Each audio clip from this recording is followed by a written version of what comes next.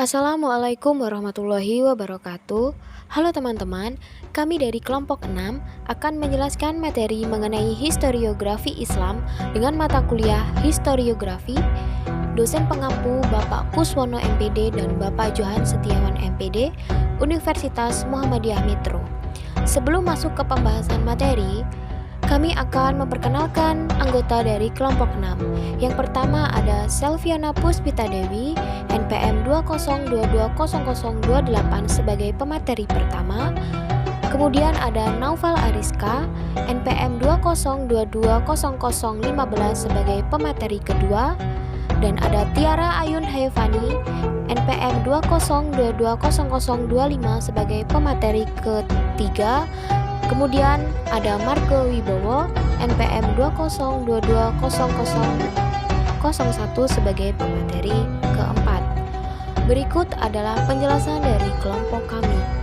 Pembahasan yang pertama adalah latar belakang historiografi Islam. Islam telah menjadi kajian yang menarik minat banyak kalangan. Studi keislaman pun semakin berkembang. Islam tidak lagi dipahami hanya dalam pengertian historis dan doktriner, tetapi telah menjadi fenomena yang kompleks. Islam tidak hanya terdiri dari rangkaian petunjuk formal tentang bagaimana seorang individu harus memaknai kehidupannya. Islam telah menjadi sebuah sistem budaya, peradaban, komunitas politik, ekonomi, dan bagian sah dari perkembangan dunia. Penjelasan selanjutnya yaitu perkembangan historiografi awal Islam. Ada dua faktor pendukung utama berkembangnya penulisan sejarah dalam sejarah Islam. Yang pertama yaitu Al-Quran sebagai kitab suci umat Islam, di mana memerintahkan umatnya untuk memperhatikan sejarah. Beberapa ayat Al-Quran dengan tegas memerintahkan hal itu, di antaranya adalah Quran Surat Ar-Rum ayat 9. Artinya, dan apakah mereka tidak mengadakan perjalanan di muka bumi dan memperhatikan bagaimana akibat yang diderita oleh orang-orang sebelum mereka? Orang-orang itu adalah lebih kuat dari mereka sendiri dan telah mengolah bumi atau tanah serta memakmurkannya lebih banyak dari apa yang telah mereka makmurkan. Dan telah datang kepada mereka rasul-rasul mereka dengan membawa bukti-bukti yang nyata. Maka Allah sekali-kali tidak berlaku zalim kepada mereka, akan tetapi merekalah yang berlaku zalim kepada diri sendiri. Pertumbuhan dan perkembangan historiografi Islam pada periode awal dan juga perkembangan mutakhirnya. 1. Historiografi Islam pada periode awal. Kajian mengenai pertumbuhan dan perkembangan historiografi Islam periode awal perlu diadakan tinjauan dari dua segi, yaitu dari segi aliran dan metode. Dari segi aliran, menurut Hussein Nasar, historiografi Islam pada periode awal itu terpola dalam tiga aliran, yaitu aliran Madinah. Mereka mengembangkan penulisan sejarah bertolak dari gaya penulisan ahli hadis. Lalu kemudian mulai berkembang penelitian khusus tentang kisah peperangan atau Rasul al-Maroh. Kedua, aliran Irak. Aliran ini lebih luas dari aliran Madinah dan Yaman karena memperhatikan harus sejarah sebelum Islam dan masa Islam sekaligus dan sangat memperhatikan sejarah pada khalifah. Tiga, yakni aliran Yaman. Mereka mengembangkan penulisan sejarah pra-Islam. Di daerah ini, jauh sebelum Islam datang, telah berkembang budaya penulisan peristiwa.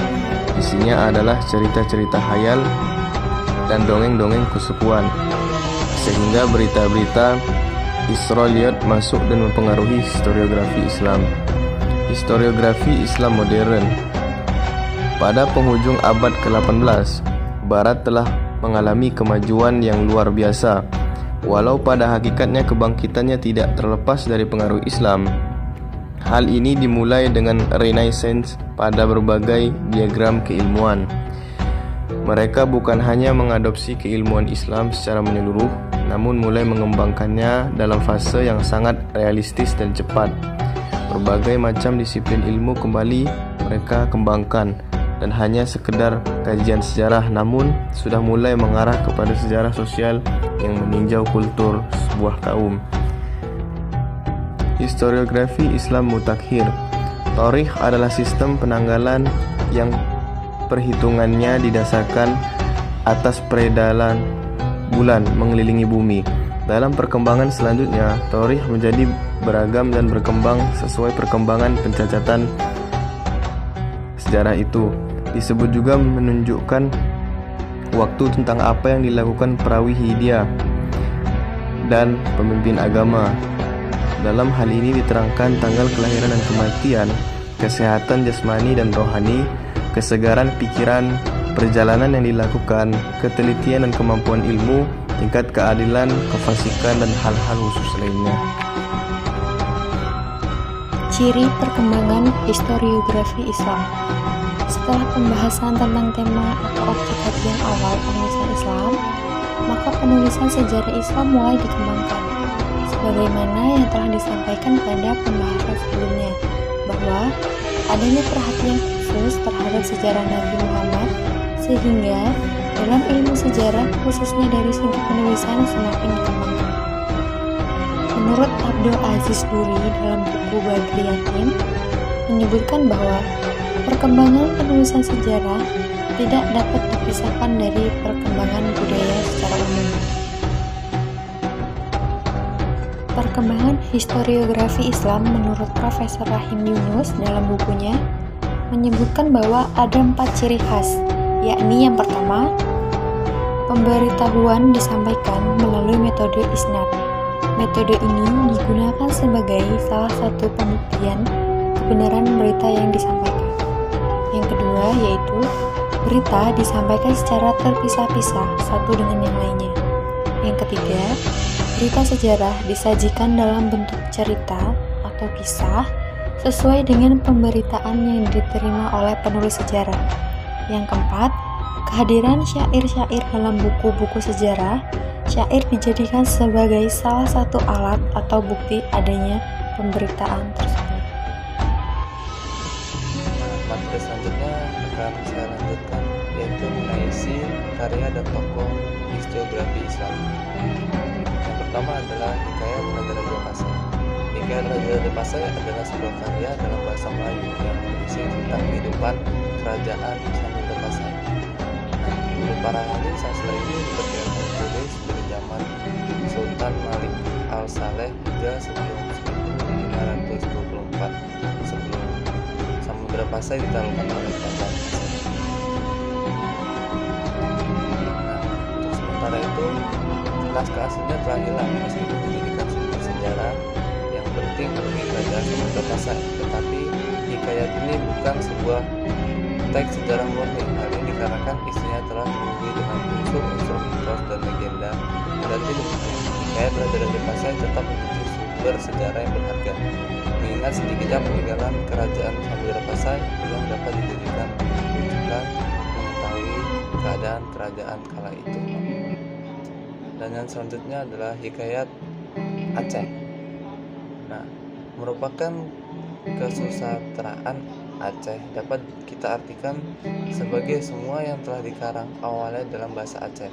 Dua karya heroik Aceh terkemuka di masa lalu atau Malam Dagang dan Pecut Muhammad, membahas tentang fakta sejarah dan legenda Aceh pada masa kerajaan Kesultanan Aceh Darussalam, bahkan pada masa Belanda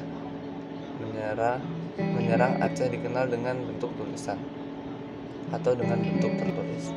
Kemudian kisah-kisah perang melawan Belanda sendiri, misalkan hikayat perang Kompeni, sangat sedikit ditemukan tertulis dan bahkan dikarang secara bertahap oleh orang yang tidak biasa baca tulis, yaitu Abdul Karim yang dikenal sebagai Dokrib.